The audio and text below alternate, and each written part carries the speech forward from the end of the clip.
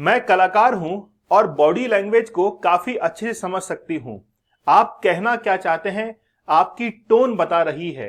ये जो शब्द है वो अभी राज्यसभा के अंदर गूंजे और उसके बाद में इन शब्दों का जो प्रयोग है वो जया अमिताभ बच्चन के द्वारा किया गया। और ये जो नाम है जया अमिताभ बच्चन, इसको भी बार बार राज्यसभा के अंदर पुकारा गया। आखिरकार उपराष्ट्रपति को अपने पद से हटाने के लिए अविश्वास प्रस्ताव, नो कॉन्फिडेंस मोशन क्यों लाया गया है? क्या वाकई में इतना आसान है किसी राष्ट्रपति को हटाना? आज हम लोग समझेंगे कि आखिरकार राज्यसभा के अंदर यह प्रस्ताव क्यों लाया जाएगा, अभी तक लाया नहीं गया है। और फिर जया अमिताभ बच्चन की कहानी क्या है वो मैं आप लोगों को बताता हूं। रिसेंटली राज्यसभा के अंदर जगदीप धनखड़ जो कि उपराष्ट्रपति हैं, और आप लोग को पता होगा कि जो उपराष्ट्रपति बनते हैं उनको राज्यसभा का अध्यक्ष भी बनाया जाता है। एकमात्र ऐसा सदन जिसके अध्यक्ष ही उस सदन के सदस्य नहीं होते हैं वो है उपराष्ट्रपति।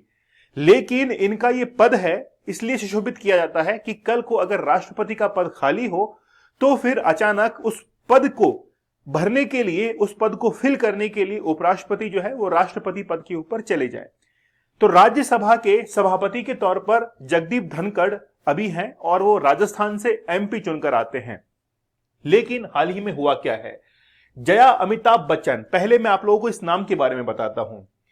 जैसे ही जगदीप धनखड़ के द्वारा इस नाम को पुकारा गया कि यस प्लीज जया अमिताभ बच्चन जो है वो आप बोल सकती हैं, और ये अपनी सीट से खड़ी होती हैं और ये कहती हैं कि हां मैं जया अमिताभ बच्चन हूं। और इसके बाद में वहां पर कुछ देर तक जो है वो हंसी ठहाके का माहौल होता है, लेकिन वही माहौल जो है वो गर्माहट के अंदर बदल जाता है। इसके बाद में जगदीप धनखड़ ये कहते हैं कि अगर आप अपना नाम बदलना चाहते हैं तो इसके लिए भी हमारे संविधान के अंदर प्रोसीजर है, एक प्रक्रिया है राज्यसभा की, और जिसके तहत आप अपना नाम बदल सकती हैं। लेकिन उसके बाद में जया बच्चन ने कहा कि मुझे अपने पति के नाम पर गर्व है। और उसके बाद में फिर कहते हैं, अच्छा यहां पर देखिए क्या कहा गया है कि सर मुझे माफ करिएगा, आपका जो टोन है, मतलब आपकी जो बॉडी लैंग्वेज है, आपका जो टोन है मैं समझ पा रही हूं। और उसके बाद में जगदीप धनखड़ साहब ये कहते हैं कि हर रोज मैं आपको समझा नहीं सकता हूं।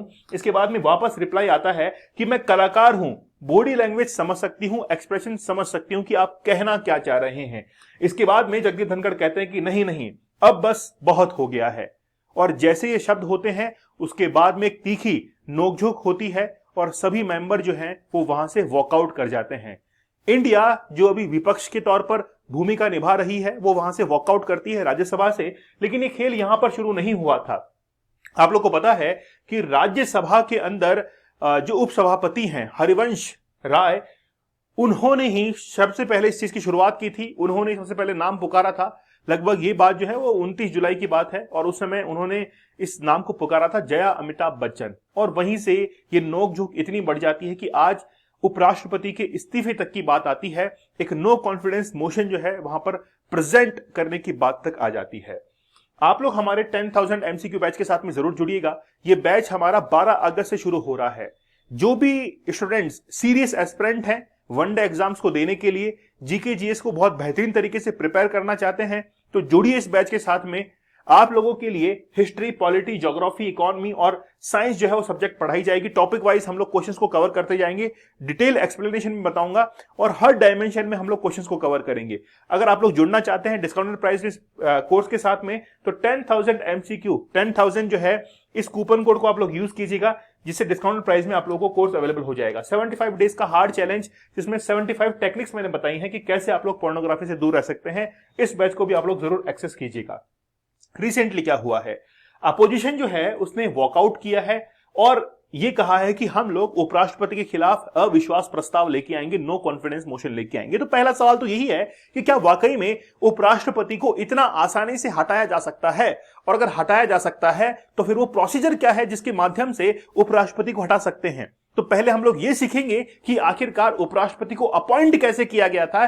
कॉन्स्टिट्यूशन के अंदर ऐसे कौन कौन से आर्टिकल हैं जिसके तहत उपराष्ट्रपति जो है इनका अपॉइंटमेंट होता है। सबसे पहले हम लोग वही सीख लेते हैं और फिर रिमूवल प्रोसेस जो है वो हम लोग सीखेंगे। लेकिन जब हम लोग सीख लेंगे तो प्रैक्टिकली हम लोग देखेंगे कि क्या वाकई में आज पार्लियामेंट के पास में, मतलब राज्यसभा और लोकसभा के पास में, क्या वो मेजोरिटी है जिसके माध्यम से राष्ट्रपति धनखड़ को हटाया जा सकता है। तो सबसे पहले देखिए कि नो कॉन्फिडेंस रेजोल्यूशन जो है उसको लाया जाएगा, अभी तक लाया नहीं गया है, बातचीत की जा रही है और इस पर ऑलरेडी जो है वो लगभग 87 मेंबर जो है उन्होंने सिग्नेचर भी कर दिए हैं। तो अपोजिशन के जो 87 मेंबर्स हैं उन्होंने इस प्रस्ताव के ऊपर, इस रेजोल्यूशन के ऊपर जो है वो सिग्नेचर कर दिए हैं और जल्द ही जो है submitting a motion for a moving the vice president, मतलब बेसिकली क्या है कि वाइस प्रेसिडेंट को हटाने के लिए जल्द ही जो है ये प्रस्ताव अब प्रस्तुत किया जाएगा। तो सबसे पहले मैं आप लोगों को वाइस प्रेसिडेंट के कुछ आर्टिकल्स बताता हूं। इंडियन कॉन्स्टिट्यूशन के अंदर आर्टिकल नंबर 63 से लेकर 73 तक कुछ आर्टिकल जो है वो डिफाइन है वाइस प्रेसिडेंट के लिए, जिसमें से आर्टिकल नंबर 63 ये कहता है कि भारत के जो है वो एक राष्ट्रपति होंगे। आर्टिकल नंबर 64 ये कहता है कि the vice president shall be ex officio chairman of the council of state. Rajya Sabha के वो क्या होंगे, पदेन अध्यक्ष होंगे, पदेन सभापति होंगे, ठीक है। Shall not hold any office of profit, मतलब ये जो पद है इसको कभी भी लाभ का पद जो है वो काउंट नहीं किया जाएगा। आप लोगों को पता होगा कि अगर मान लीजिए कि राष्ट्रपति का कोई चुनाव लड़ना है तो फिर लाभ का पद उसके लिए नहीं होना चाहिए, वो लाभ के पद पे नहीं होना चाहिए, मतलब सरकार से कोई भी जो है वो बेनिफिट्स नहीं लेना चाहिए।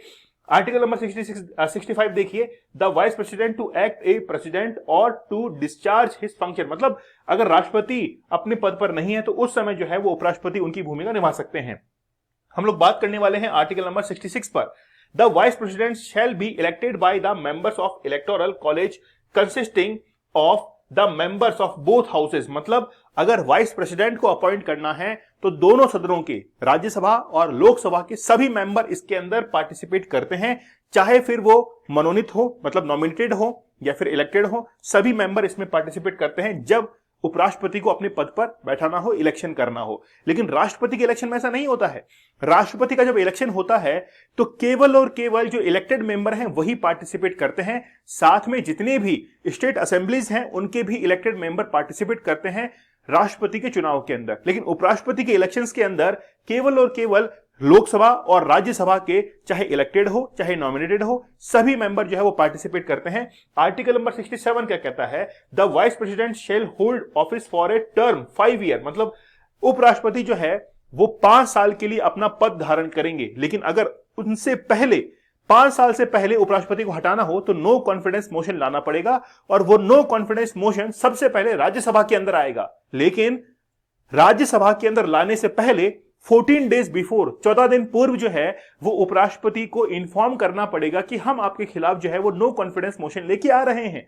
लेकिन अगर वाकई में नो कॉन्फिडेंस मोशन आता है तो राज्यसभा के एक बार हालात देख लेते हैं। राज्यसभा के अंदर अभी एट प्रेजेंट 225 सीटें जो है, 225 सीट्स जो है वो अभी फिल हैं। 12 सीटें और फिल की जानी है। 3 सितंबर 2024 को ये इलेक्शंस होने हैं। अगर ये इलेक्शन होने के बाद कुल सीटों की संख्या 237 होगी। ये जो 225 सीटें आप लोग देख रहे हैं इनमें से एनडीए लगभग 86 सीटें जो है एग्जैक्ट बीजेपी के पास में है, 15 सीट जो है वो अदर है और इसको मिलाएं तो एनडीए के पास में कुल 101 सीट है। फिर इंडिया जो अपोजिशन है उसके पास में 87 सीट्स हैं, मतलब मेजोरिटी कहीं पर भी फुलफिल नहीं हो रही है। मेजोरिटी अगर फुलफिल करनी है तो 237 का हाफ होना चाहिए और फिर ये कितना होगा 118.5, मतलब हम लोग कह सकते हैं कि 119 जो है वो मेजोरिटी होनी चाहिए। तो 119 जो है वो ना तो ये होता है और ना ही ये होता है। इसका अर्थ ये हुआ कि दूसरी जो पार्टीज हैं उनके साथ में कोलैबोरेट किया जाएगा, चाहे बीजेडी हो, डीएमके हो, इनके साथ में कोलैबोरेट किया जाएगा और तब जाकर ये 119 का आंकड़ा यहां पर पूरा हो सकता है। अगर मान लीजिए कि एनडीए ये आंकड़ा पूरा कर लेती है तो कभी भी जो अपोजिशन है वो इस रेजोल्यूशन को पास नहीं कर पाएगी, क्योंकि रेजोल्यूशन को पास करने के लिए कम से कम 119 लोगों के सिग्नेचर जो है वो जरूरी हैं, तब वो राज्यसभा से पास होगा और राज्यसभा से पास होने के बाद फिर वो जाएगा लोकसभा के अंदर। यहां पर भी मेजोरिटी चाहिए, लेकिन यहां पर एनडीए के पास में मेजोरिटी है क्योंकि एनडीए के पास में सीट्स हैं 293 और इंडिया के पास में है 236। तो मेजोरिटी कितनी है 272 है। तो मेजोरिटी ऑलरेडी जो है वो एनडीए के पास में, इसलिए हम लोग कहेंगे कि लोकसभा से तो वो रेजोल्यूशन जो है वो पास नहीं होगा।